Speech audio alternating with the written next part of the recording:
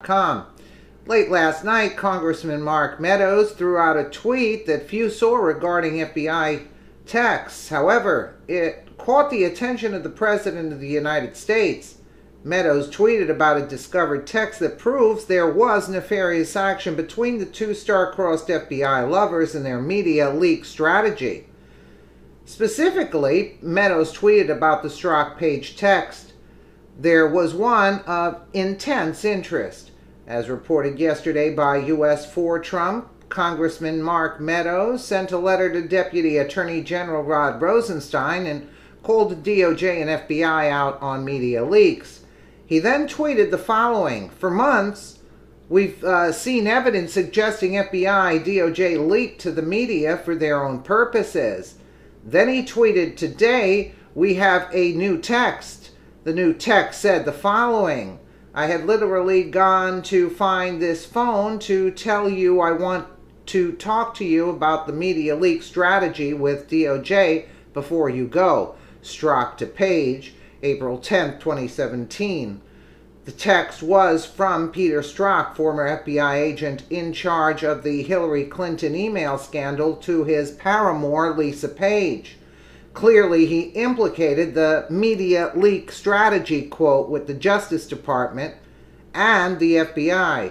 President Trump tweeted about the media leak strategy. Today, early this morning, President Trump tweeted about the found texts as well. Here's Donald Trump's tweet. New Strzok page text reveal media leak strategy at Fox News. So terrible, and nothing is being done at DOJ or FBI, but the world is watching, and they get it completely." And Mark Meadows' tweet there yesterday: "For months we've seen evidence suggesting FBI, DOJ leaks the media for their own purposes. Today we have a new text." And he lists the strategy, the media leak strategy. Let's take a quick listen here. Joining me now, investigative reporter, Fox Business contributor Sarah Carter. Sarah, great to see you. Great to see you too, Lou. Mark Meadows, in a letter revealing these new texts, April 10 and April 12th of last year, between Strzok and Lisa Page. This is an obvious evidence of a very specific strategy to leak to the media and to use that to act against, in this case, Carter Page. That's right. It was actually to act against as well, against the Trump administration. Think about this, Lou.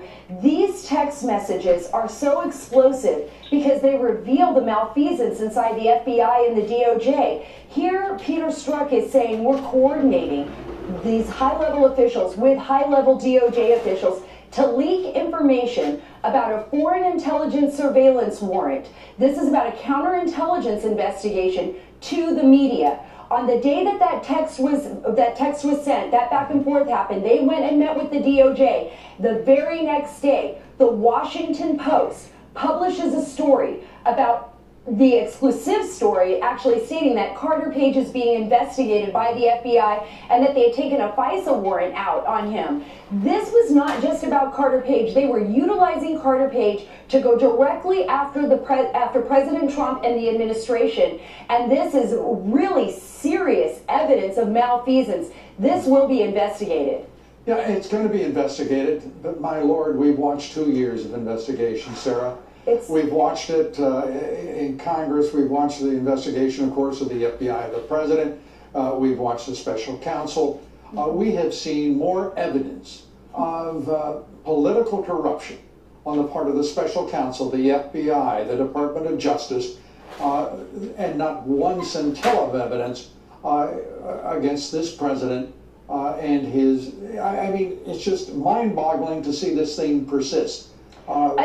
It's astonishing. It's actually astonishing, Lou. And looking at this after the 2 years of working on these stories, right.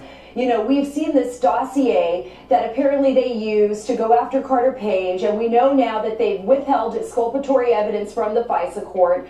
We know that they've withheld a number of pieces of evidence, which hopefully the president will declassify all of these documents so that the American public can see what the FBI and DOJ did under President Obama and how they went directly after President Trump. And you said it perfectly. We have found nothing to show collusion between President Trump and Russia. Absolutely zero. But every day we get more documentation showing collusion between the DOJ and the FBI, showing collusion between the Hillary campaign and foreign spies and Russians. I mean, it's really incredible. And at this point, here we are, September 2018, and we have a president who is standing absolutely clean of the charges that have been brought against him. We see every kind of evidence of corruption, political corruption in the FBI, the Department of Justice, in the Obama administration intelligence community, by the way. And we have no action that's been taken by the special counsel or the Department of Justice. I mean, Eric Holder could be running the Justice Department right now, and it would be behaving no differently than it is.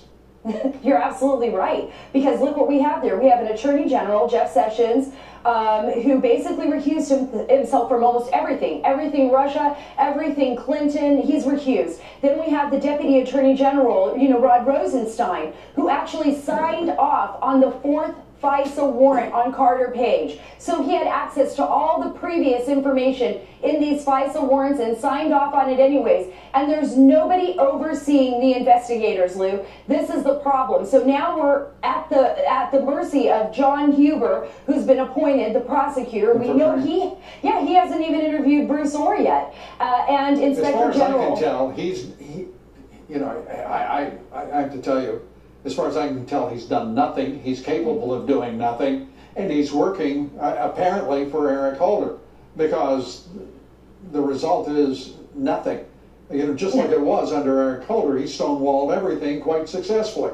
And it looks like all of his legatees took a lesson, doesn't it? Yeah, it sure does. I mean, the one thing that we can hope for, and I've been hearing rumblings about this all through Congress, is that Attorney General Jeff Sessions either resigns after the November elections or before, somebody else is put in place, and a special counsel is ordered to investigate all of this. Please, no more special counsels. I know, but where do you go from here? Either John Huber has to do his job, or John Huber is either incompetent, or he's checked out, or he's indifferent to history, because this is insane. A year investigation by the FBI of the president, another year and almost a year and a half now by the special counsel, and all that happens is that we are frustrating a president who has a responsibility to govern the nation, is still doing incredible things, unprecedented achievements. It's insane that we would even, in my opinion, think about another special counsel. This is a Justice Department, and the president should order these people sacked and replace them with people who will get to the bottom of all that is politically corrupt in Washington, D.C. Absolutely, and hopefully that does happen, because I don't think the American people are going to stand for this. And I know that people in Congress right now are not going to stand for this. That's why they're pushing so hard. They even stand for Paul Ryan to remain as Speaker, even though he resigned. I think the people in Washington could stand for anything. Sarah, you're probably right, Lou. It's good to see you. Thanks for being here. Good to see you Talk too. soon. Very interesting interview.